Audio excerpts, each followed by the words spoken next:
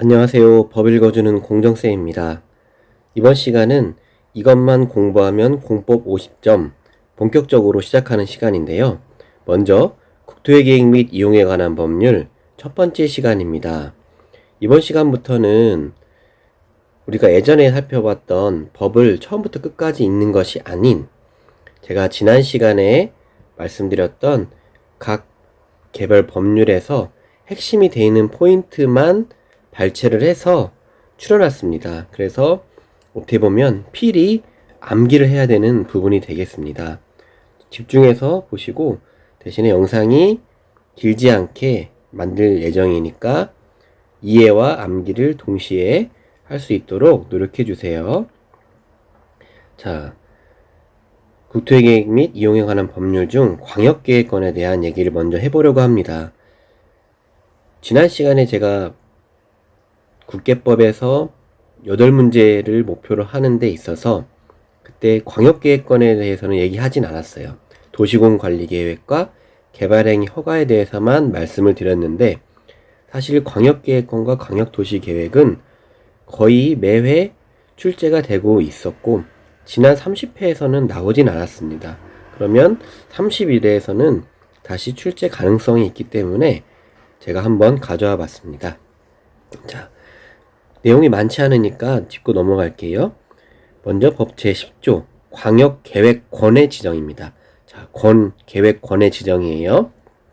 일단 제10조고요. 1항 국토교통부 장관 또는 도지사는 둘 이상의 특별시, 광역시, 시 또는 군의 공간구조 및 기능을 상호 연계시키고 환경을 보존하여 광역시설을 체계적으로 정비하기 위하여 필요한 경우에 다음 각국 구분에 따라 인접한 둘 이상의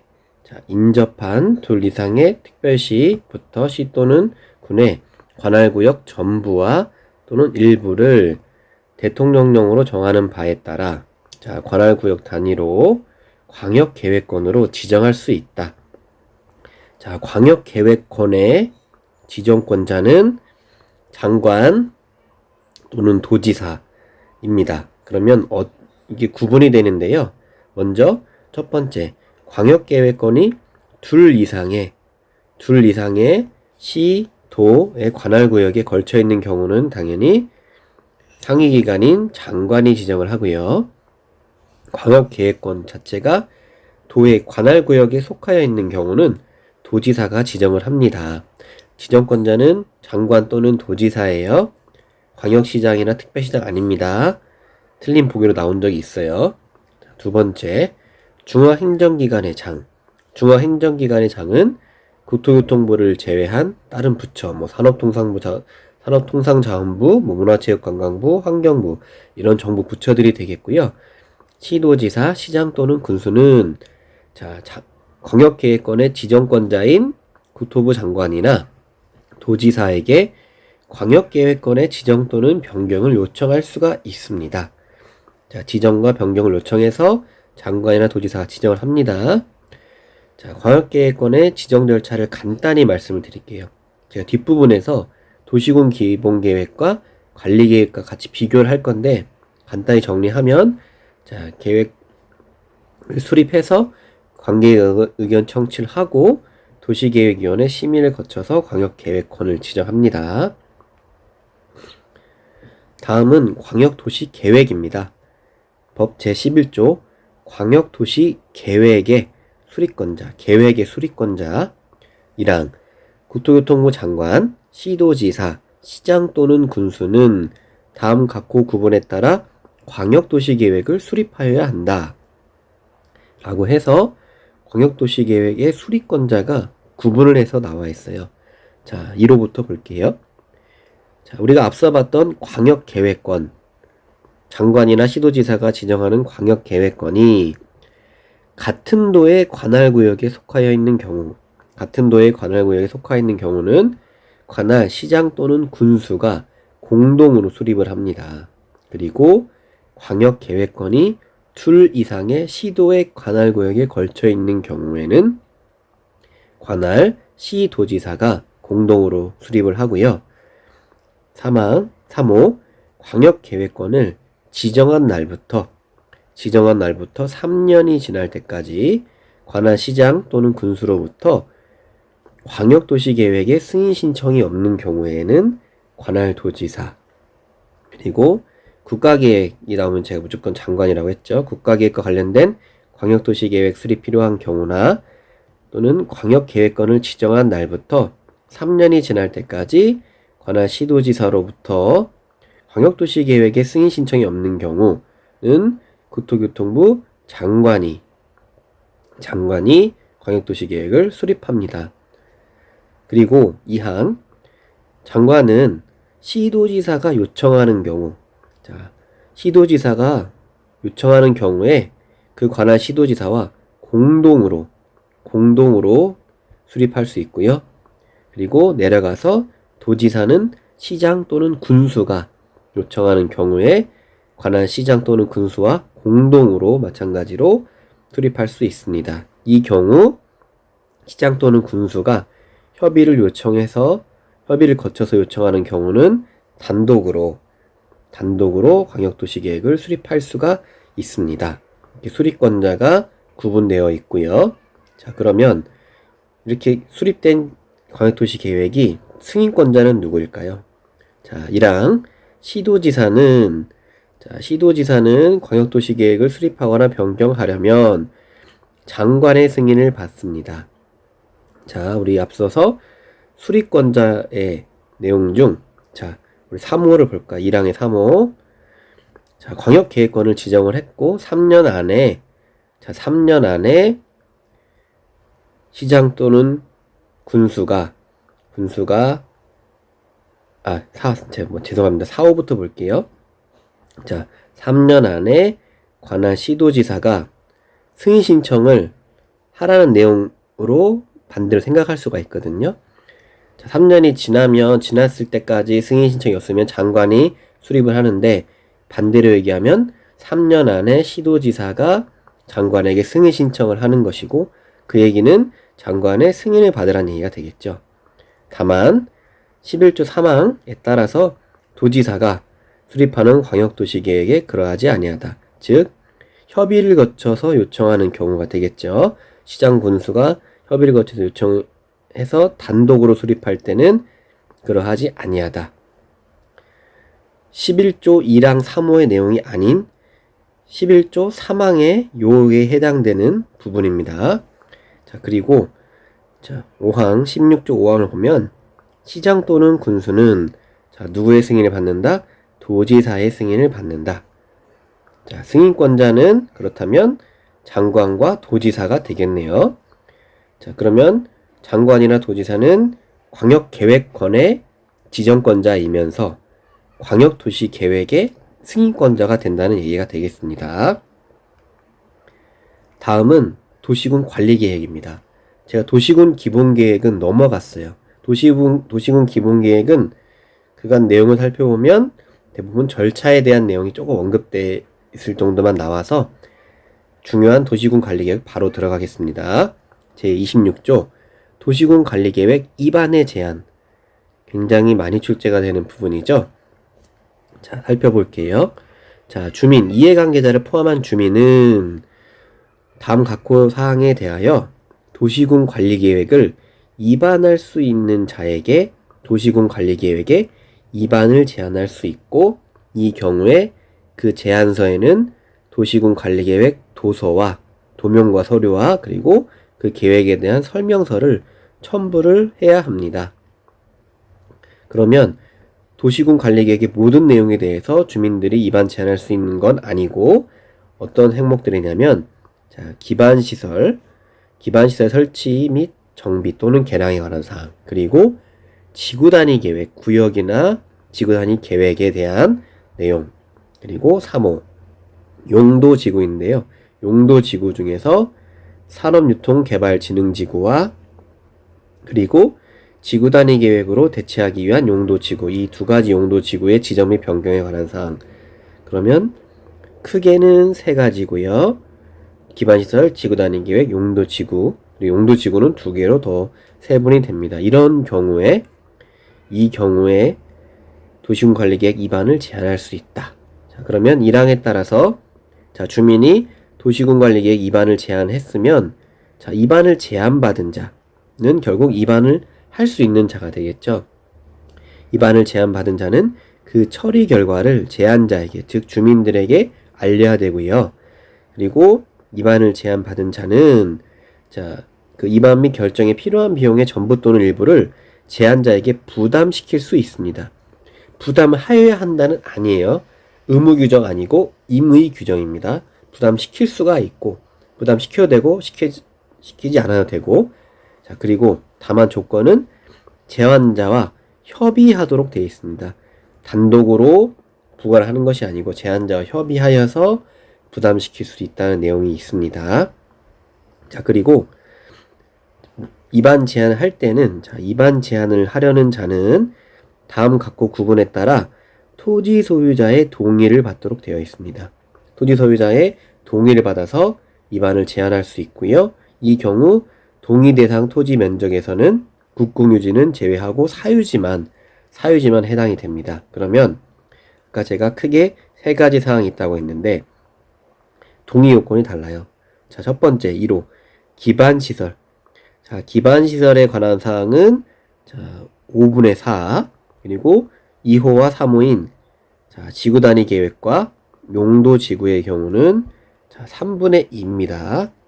자, 위에 다시 살펴보면 자, 여기 기반시설 첫 번째는 5분의 4 그리고 지구단위 계획과 용도지구는 3분의 2예요. 출제된 적이 있습니다. 이거 확인하시고요. 자, 그러면 도시군 관리계획의 결정권자가 누구인지 살펴보도록 하겠습니다. 죄송합니다. 자, 법 제29조 1항 도시군 관리계획은 자, 시도지사가 직접 결정하거나 시장군수의 신청에 따라 결정한다. 자, 결정권자는 시도지사 결국엔 시도지사인데 자, 다만 단서조항이 있네요. 서울특별시와 광역시 및 특별자치시를 제외한 인구 50만 이상의 대도시의 경우는 해당 대도시 시장이 직접 결정하고요. 다음 각호의 도시군 관리계획은 시장 또는 군수가 직접 결정한다. 자, 시도지사가 결정하고 대도시 시장이 결정하고 마지막으로 시장 또는 군수가 직접 결정하는데 시장 또는 군수가 직접 결정하는 경우는 바로 시장 또는 군수가 위반한 지구단위 계획 구역의 지정 변경과 지구단위 계획 수립 변경에 관한 도시군 관리 계획 그리고 지구단위 계획으로 대체되는 용도지구 폐지에 관한 도시군 관리 계획 즉 시장 또는 군수가 직접 결정하는 사항은 지구단위 계획 내용이 들어가 있는 것만 해당이 되고 자, 인구 50만 이상의 대도시는 대도시 시장이 결정하고 나머지 사항은 다 시도지사가 결정한다. 그런데 2항에서 제1항에도 불구하고 다음 각호 도시군 관리 계획은 누가? 국토교통부 장관이 결정한다. 자, 그럼 장관까지 도시군 관리 계획 결정권자로 들어오네요. 그래서 자, 어떤 경우냐면 장관이 위반한 도시군 관리 계획 그리고 개발 제한 구역에 관한 사항 그리고 시가와 조정구역에 관한 사항은 장관이 결정을 하고 자, 4호인 수산자원 보호구역의 지정에 관한 사항은 누가 한다? 해양수산부 장관이 결정한다. 라고 되어 있습니다. 다음 법 제31조 이런 도시군 관리계획 효력입니다. 자, 도시군 관리계획 결정의 효력은 지형도면을 고시한 날부터 대부분 효력은 뭐 국토계획법 포함해서 대부분 효력은 어떤 뭐뭐 하는 다음 날에부터 효력이 발생한다고 하지만 이 도시군 관리계획 결정의 효력만큼은 지형도면을 고시한 날부터 발생을 합니다. 자, 지형도면이라는 것은 지형과 지적이 표시된 그런 베이스 도면에 이런 도시군 관리계획의 내용을 담아서 일반인들에게 알리는 거예요. 자, 효력 발생을 알아봤고요. 자, 2항 도시군 관리계획 결정 당시 자, 결정 당시 이미 이미 사업이나 공사에 착수한 자는 자, 그 도시군 관리계 결정에 관계없이 그 사업이나 공사를 계속할 수 있습니다. 먼저 하고 있었으니까요. 다만 자, 시가와 조정구역이나 수산자원보호구역 지정에 관한 도시군 관리계획이 있는 경우에는 자, 무조건 할 수 있는 것이 아니고 신고, 자, 허가가 아닌 신고예요. 허가 아닌 신고. 이것도 시험 문제 출제될 수 있습니다. 허가를 받고 해야 한다. 틀린 겁니다. 허가와 신고는 달라요. 신고하고 그 사업이나 공사를 계속할 수 있다. 어느 지역에서 시가와 조정구역이나 수산자원보호구역에 관한 지정이 있다면. 자, 절차를 그러면 간단히 비교해 볼게요. 자, 광역계획권과 광역도시계획, 그리고 도시군 기본계획, 도시군 관리계획이 있습니다. 자, 광역계획권은 자, 도지사와 장관이 지정권자이고요. 자, 절차 간단해요. 관계기관 협의하고 도시계획위원회 심의를 거칩니다. 이때 도시계획위원회 심의는 자, 지정권자가 도지사와 장관이기 때문에 나눠집니다. 장관이 지정하는 경우에는 중앙도시계획위원회, 도지사가 지정하는 경우에는 지방도시계획위원회. 심의를 통해서 지정을 하면 통보하는 것으로 끝내고요. 자, 광역도시계획부터 절차가 늘어나는데요. 광역도시계획의 자, 수립권자는 제가 원칙만 적어놨고요. 자, 먼저 기초조사를 합니다. 기초조사를 하고 그리고 공청회를 해요. 공청회를 열어서 주민과 관계 전문가의 의견을 듣습니다. 자, 주민 의견 청취가 들어가 있고요. 그리고 관계기관, 관계주와 행정기관이라든지 또 관련되는 시장, 군수 등과 협의를 30일 동안 합니다. 그리고 광역계획권과 마찬가지로 도시계획위원회 심의를 하는데 수립권자가 장관이 포함되어 있기 때문에 중앙도시계획위원회가 들어가는 거고요. 그 외에는 다 지방도시계획위원회가 됩니다. 이렇게 심의를 해서 결정이 되면 고시하고 열람 절차를 밟습니다. 다음은 도시군 기본계획인데요. 자, 도시군 기본계획은 자, 광역도시계획과 비슷해요. 기초조사를 합니다. 기초조사에는 다만 플러스 되는 게 있어요. 토지적성 평가. 토지의 특성들을 정리를 해서 보존할 용지로 쓸 건지 아니면 개발 용지로 할 건지 토지에 대한 모든 등급을 매기는 걸 토지 적성 평가를 하고요. 그리고 재취약성 분석, 재영향 평가 아닙니다. 재취약성 분석을 포함해서 기초조사를 시행을 하고 그리고 공청회에 광역도시계획과 마찬가지로 공청회를 개최해서 주민들 의견 청취를 합니다. 그런데 광역도시계획과 다른 절차가 하나 들어왔네요. 바로 지방의회의 의견 청취가 들어옵니다. 이때 자, 관계인 협의를 하기 전에 지방의회 의견 청취 30일 하고요. 그리고 관계인 협의를 30일 또 합니다. 마지막으로 지방도시계획위원회 심의를 거치게 됩니다. 그리고 고시열람 절차를 거치고요. 도시군 관리계획. 자, 기초조사는 똑같네요. 자, 근데 그렇지만 항목이 또 늘었습니다. 자, 도시군 기본계획에서는 환경이 빠져 있었는데 도시군 관리계획에서는 이 환경성 검토가 들어가 있습니다.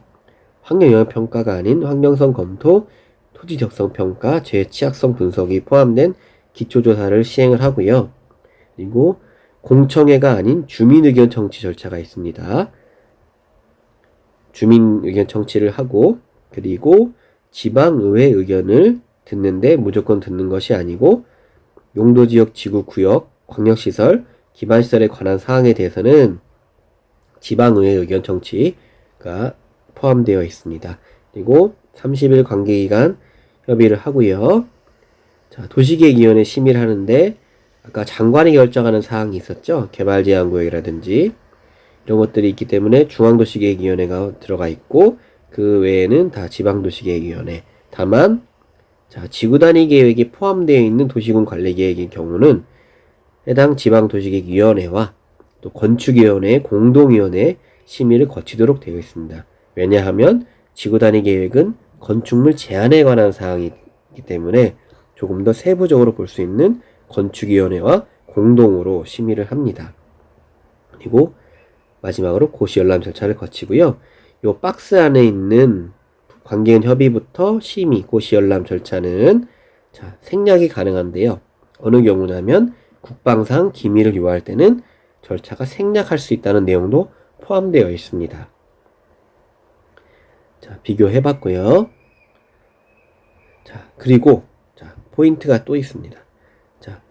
도시군 기본계획 타당성 검토 부분이 있어요. 5년 단위로 하게 돼 있고 군관리계획도 마찬가지로 5년 단위로 타당성을 보도록 되어 있습니다. 장기 계획이기 때문이죠.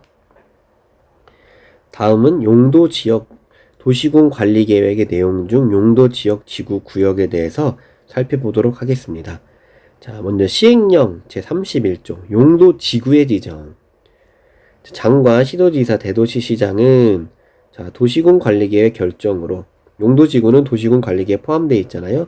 도시군 관리계획 결정으로 용도지구를 세분할 수 있는 게 있는데 경관, 방제, 보호, 취락, 개발진흥지구는 다음과 같이 세분하여 지정할 수 있다. 경관지구는 3개, 자연경관, 시가지경관, 특화경관지구로 방제지구는 2가지, 시가지 방제지구와 자연방제지구. 보호지구는 3가지고요. 역사문화환경보호지구, 중요시설물 보호지구, 생태계 보호지구.